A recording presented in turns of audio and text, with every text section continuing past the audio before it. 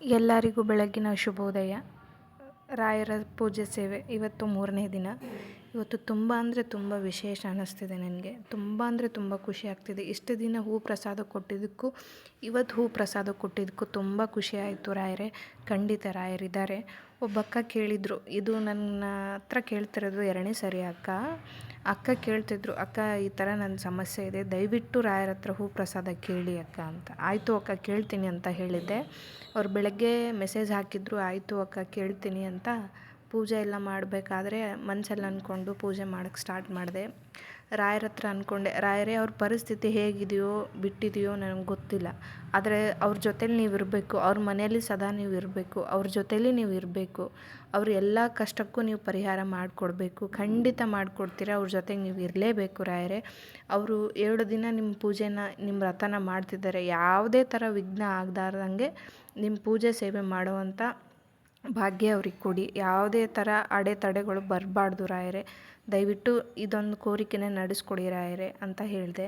ಅದನ್ನು ಹೇಳಿದೆ. ಅಕ್ಕ ಇನ್ನೂ 2 ಸಮಸ್ಯೆ ಹೇಳಿದರು, ಅದನ್ನು ಹೇಳಿಕೊಂಡು ರಾಯರ ಹತ್ರ ಪೂಜೆ ಮಾಡಿಕೊಂಡೆ. ಪೂಜೆ ಮಾಡ್ಕೊಂಡಾದಮೇಲೆ ರಾಯರ ಹತ್ರ ಹೂ ಪ್ರಸಾದ ಕೇಳೋಣ ಅಂತ ಕೂತೆ. ಹೂ ಪ್ರಸಾದ ಕೇಳುವಾಗ ತುಂಬ ಪರೀಕ್ಷೆ ಮಾಡ್ತಾರೆ ರಾಯರು. ಇವ್ರು ಕೂಡ್ತಾರೋ ಇಲ್ವೋ, ಕೇಳ್ತಾರೋ ಇಲ್ವೋ ರಾಯರು ಹೂ ಪ್ರಸಾದ ನನ್ನ ಹತ್ರ.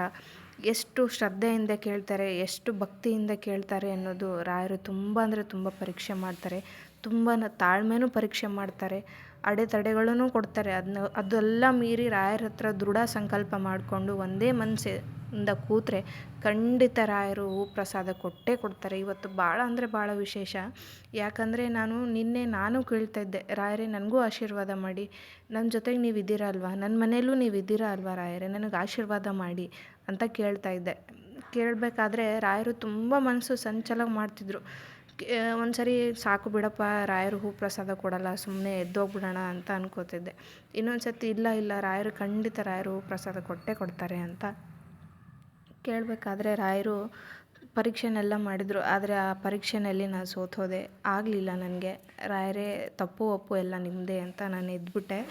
ಬೆಳಗ್ಗೆ ಪೂಜೆ ಮಾಡೋಕ್ಕಾಗಿರಲಿಲ್ಲ ನನಗೆ, ಹಂಗಾಗಿ ಸಂಜೆ ಪೂಜೆ ಮಾಡೋಣ ಅಂತ ಪೂಜೆ ಎಲ್ಲ ಮಾಡಿದೆ. ಆದರೆ ರಾಯರ ಹತ್ರ ಹೂ ಪ್ರಸಾದ ಕೇಳೋಕ್ಕೆ ಮನಸ್ಸೇ ಇರಲಿಲ್ಲ. ಆದರೂ ಏನೋ ಒಂದು ನಂಬಿಕೆಯಿಂದ ಕೇಳಿದೆ. ಆದರೂ ರಾಯರಿಗೆಲ್ಲ ಗೊತ್ತಾಗುತ್ತೆ ಅಲ್ವಾ, ನಾವೆಷ್ಟು ಭಕ್ತಿಯಿಂದ ಕೇಳ್ತಿದ್ವಿ, ಎಷ್ಟು ಶ್ರದ್ಧೆಯಿಂದ ಕೇಳ್ತಿದ್ದೀವಿ ಅಂತ.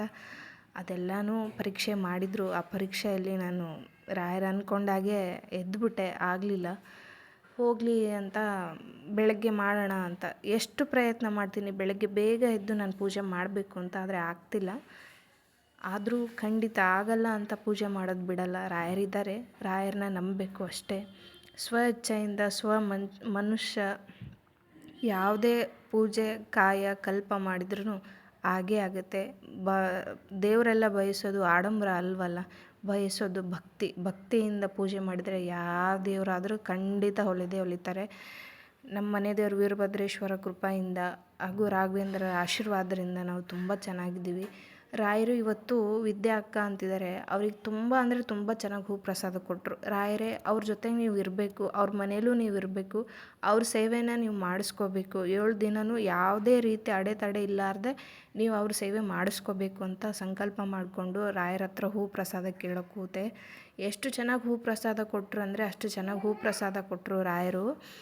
ತುಂಬ ಅಂದರೆ ತುಂಬ ಖುಷಿ ಆಯಿತು. ಹೇಳ್ತಾ ಇದ್ದೆ, ರಾಯರ ಮಂತ್ರ ಹೇಳ್ತಾ ಕೂತೆ, ರಾಯರೇ ದಯವಿಟ್ಟು ಆಶೀರ್ವಾದ ಮಾಡಿ, ಅವ್ರ ಜೊತೆಗೆ ನೀವು ಇರಬೇಕು, ಅವ್ರದ್ದು ಏನೇ ಸಮಸ್ಯೆ ಇರಲಿ ನೀವು ಖಂಡಿತ ಪರಿಹಾರ ಮಾಡಿಕೊಡ್ಬೇಕು, ಅವ್ರ ಜೊತೆಗೆ ನೀವು ಸದಾ ಇರಬೇಕು, ಅವ್ರ ಯಜಮಾನ್ರ ಆರೋಗ್ಯನೂ ನೀವು ಸುಧಾರಿಸ್ಬೇಕು, ಅವ್ರ ದಾಂಪತ್ಯನೂ ಚೆನ್ನಾಗಿರಬೇಕು, ಅವ್ರ ಜೊತೆ ನೀವು ಸದಾ ಇರಬೇಕು ರಾಯರೇ. ಅವ್ರ ಕಷ್ಟ ಸುಖ ಎಲ್ಲನೂ ನೀವೇ ನೋಡ್ಕೋಬೇಕು, ಅವರು ನಿಮ್ಮನ್ನ ನಂಬಿದ್ದಾರೆ, ದಯವಿಟ್ಟು ಆಶೀರ್ವಾದ ಮಾಡಿ ಅಂತ ಕೇಳಿದೆ.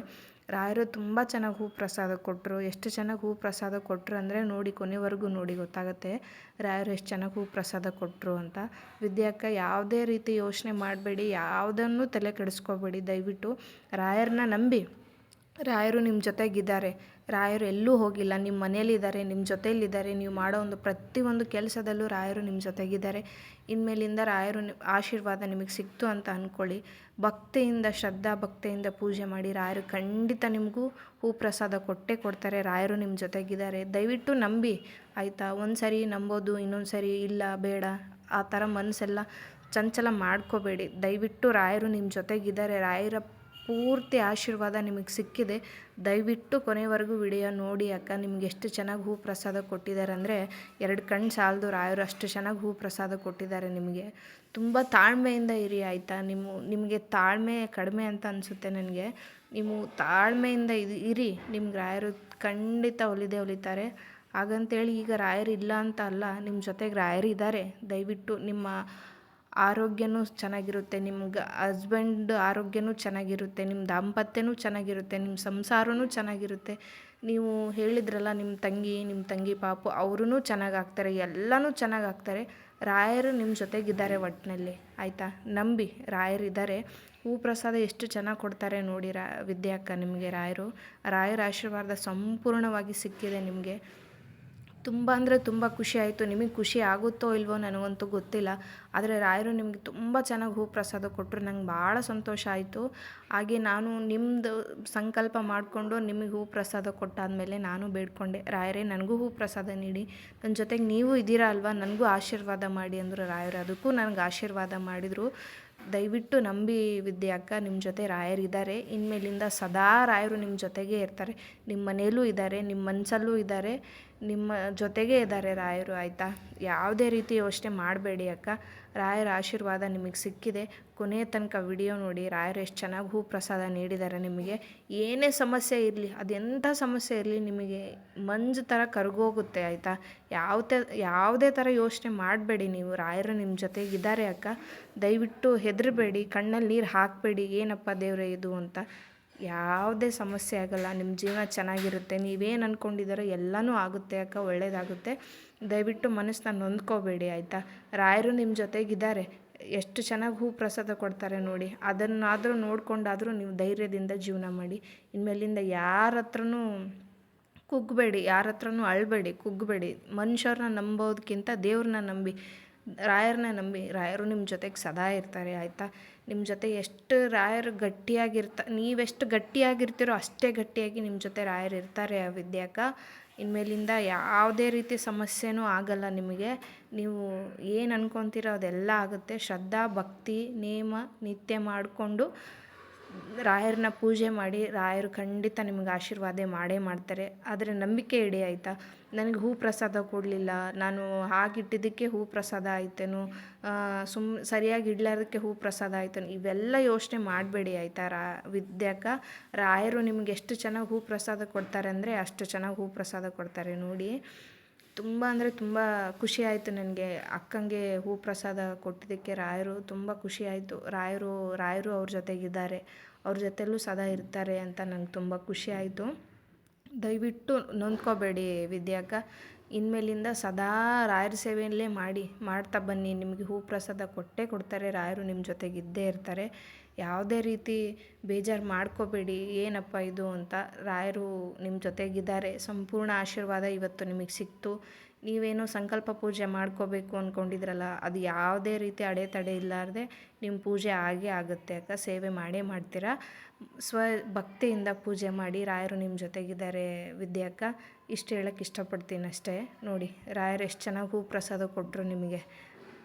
ಅಷ್ಟು ಚೆನ್ನಾಗಿ ಹೂ ಪ್ರಸಾದ ಕೊಟ್ಟರು. ಇನ್ಮೇಲಿಂದ ಯಾವ ರೀತಿಯೂ ಕಷ್ಟ ನಿಮಗೆ ಬರಲ್ಲ. ರಾಯರು ಜಾಸ್ತಿ ಸೂಚನೆ ಕೊಡೋದೇ ಹೂ ಪ್ರಸಾದ ಮೂಲಕ ಸಂಪೂರ್ಣವಾಗಿ ನಿಮ್ಗೆ ಕೊಟ್ಟಿದ್ದಾರೆ.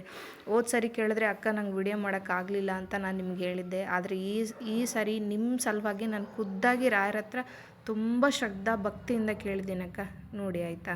ಪವಾಡ ಏನು ಅಂದರೆ, ನಿನ್ನೆ ಸಂಜೆಯಿಂದ ರಾಯರ ಹತ್ರ ನನಗೆ ಆಶೀರ್ವಾದ ಮಾಡಿ ರಾಯರೇ ಅಂತ ಕೇಳಿದರೆ ಒಂದು ಎಲೆ ಸುಧಾನೂ ರಾಯರಿಂದ ಕೆಳಗೆ ಬೀಳಲಿಲ್ಲ. ಆದರೆ ಇವತ್ತು ಭಕ್ತಿಯಿಂದ ಕೇಳಿಕೊಂಡೆ, ರಾಯರೇ ನನಗೂ ಆಶೀರ್ವಾದ ಮಾಡಿ, ನನ್ನ ಜೊತೆಗೆ ನೀವು ಇದ್ದೀರಾ ಅಲ್ವಾ, ನನ್ನ ಮನೇಲೂ ನೀವು ಇದ್ದೀರಾ ಅಲ್ವಾ ಅಂತ ಕೇಳ್ಕೊಂಡ ತಕ್ಷಣ ರಾಯರು ಹೂ ಪ್ರಸಾದ ಕೊಟ್ಟರು. ಅಕ್ಕ ನಿಮಗೂ ಕೊಟ್ಟಿದ್ದಾರೆ, ನನಗೂ ಕೊಟ್ಟಿದ್ದಾರೆ ಆಯಿತಾ. ಇನ್ಮೇಲಿಂದ ನೀವು ಚೆನ್ನಾಗಿರ್ತೀರ. ಯಾವುದೇ ರೀತಿ ಯೋಚನೆ ಮಾಡಬೇಡಿ ವಿದ್ಯಾಕ್ಕ. ಚೆನ್ನಾಗಿರಿ, ಒಳ್ಳೆಯದಾಗಲಿ. ಓಂ ಶ್ರೀ ಗುರು ರಾಘವೇಂದ್ರಾಯ ನಮಃ.